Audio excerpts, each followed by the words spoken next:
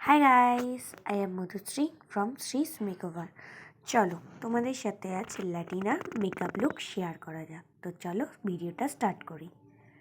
তো ফার্স্টেই সবাই কী করে, শুধু মেকআপটা দেখায়। তো আমি ফার্স্টে মেকআপের আগে যে স্ক্রিন প্রিপটা করি ওটাও দেখাই। তো এই ফার্স্টে একটা বেবি টিস্যু নিয়ে, মানে বেবিদের যেটা ইউজ করে সেই টিস্যু পেপার দিয়ে আমি মুখটা ক্লিন করি।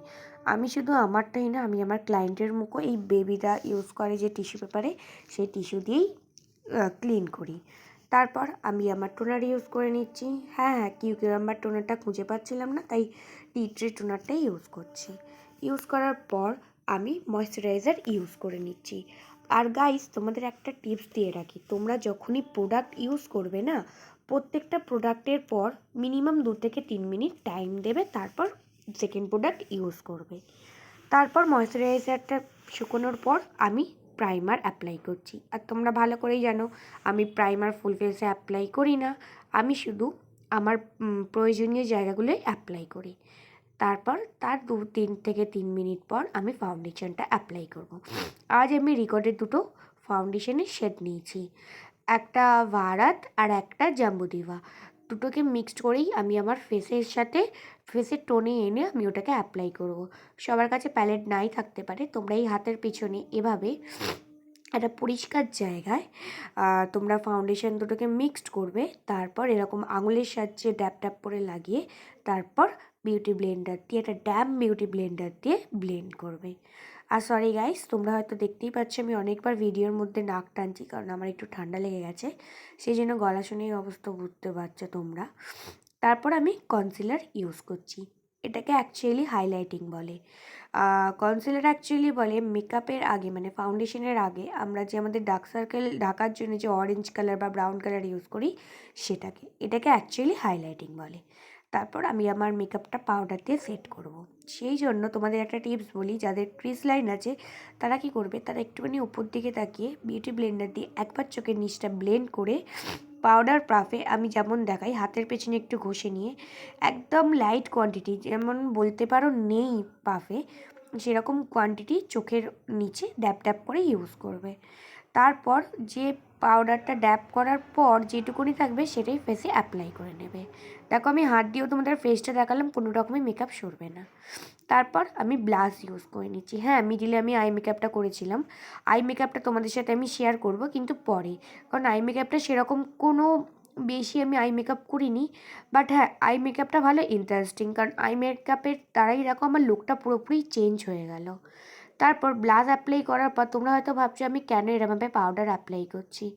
অ্যাকচুয়ালি আমি যে আজকে মেকআপ লুকটা করছি, মানে ল্যাটিনা মেকআপ লুকটা, তাতে আমাকে ব্রোঞ্জারটা খুব ভালোভাবে করতে হবে।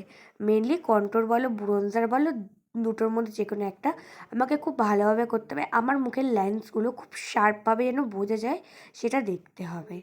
দেখো আমি ভালো করে ব্রোঞ্জিং করে নেবার পর গালে আর চিনে আমি তারপর নোজ কন্ট্রোলও করব। নোজ কন্ট্রোল করার এটাই কারণ, আমার যেহেতু নোজটা ছোট সেটা একটুখানি বেশিভাবে হাইলাইট করতে হবে।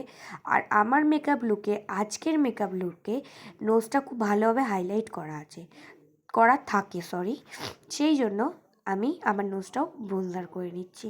দেখে মনে হচ্ছে হয়তো আমার নোজটা একটু বেশি ব্রোঞ্জ হয়ে গেছে, তো কোনো ব্যাপার না, ওটা হাইলাইট করলেই বুঝতে পারবে। অ্যাকচুয়ালি আমি পেছনে গিয়ে দেখছিলাম আলোটা কতটা ভালোভাবে আসছে কি আসছে না। তারপর দেখো আমি যেটা দিয়ে ব্রোঞ্জার অ্যাপ্লাই করেছি না, ওই ব্রাশটা দিয়ে চোখের তলে একটু বুলিয়ে নিচ্ছি, কারণ আমার মনে হয়েছে চোখের তলাটা বড্ড বেশি হোয়াইট লাগছিল। বাট ওখানে কোনো রকম কোনো প্রোডাক্ট নেই। দেখো ল্যাটিনা মেকআপ লুকের একটা মেন কারণ হচ্ছে এটা ম্যাট লুক, বাট তা সত্ত্বেও তার ইনার কর্নারটা আর নোজটা কিন্তু হাইলাইট করতেই হবে, কারণ এই দুটো হচ্ছে মেন পয়েন্ট। এই দুটো হাইলাইট করছো বলে এই নয় যে তুমি মুখের গোটা মুখে এক গাদা হাইলাইটার মেখে মুখটাকে গ্লোয়িং করে দেবে। যদি গ্লোয়িংই করে দাও তাহলে সেটা আমার মতে ল্যাটিনা মেকআপ লুক নয়। সেই জন্য আমি শুধু চোখের ইনার কর্নার আর নোজটাই করলাম। এখন আমি এখানে ভাবছি আমি কি গালে হাইলাইটিং ইউজ করব কি করব না। লাস্টে ভাবলাম না, ম্যাট লুকটাই বেস্ট লাগছে।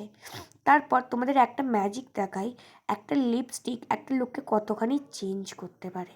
দেখো এই কালারটা হচ্ছে অ্যাকচুয়ালি ব্রাউন কালার, আমার ফোনে কেন রেড কালার লাগছে আমি বুঝতে পারছি না, বাট অ্যাকচুয়ালি এটা ব্রাউন কালার। দেখো আমি এটাকে অ্যাপ্লাই করার পরই আমার মুখে লুকটা একটা চেঞ্জ হয়ে যাবে।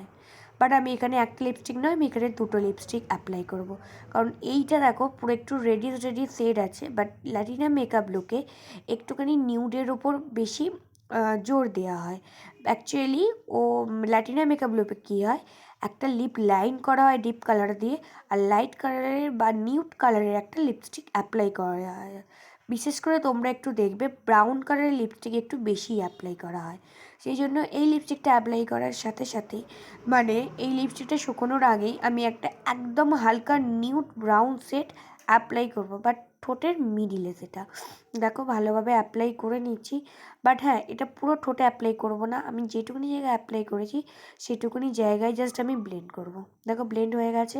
সাইড দিয়ে একটা ডার্ক কালারের লিপ লাইনেরও সেট পাচ্ছি। তো এইটাকে একটা অমব্রে এফেক্টও বলতে পারো, আর একটা নর্মাল লিপস্টিক ওয়্যারও বলতে পারো।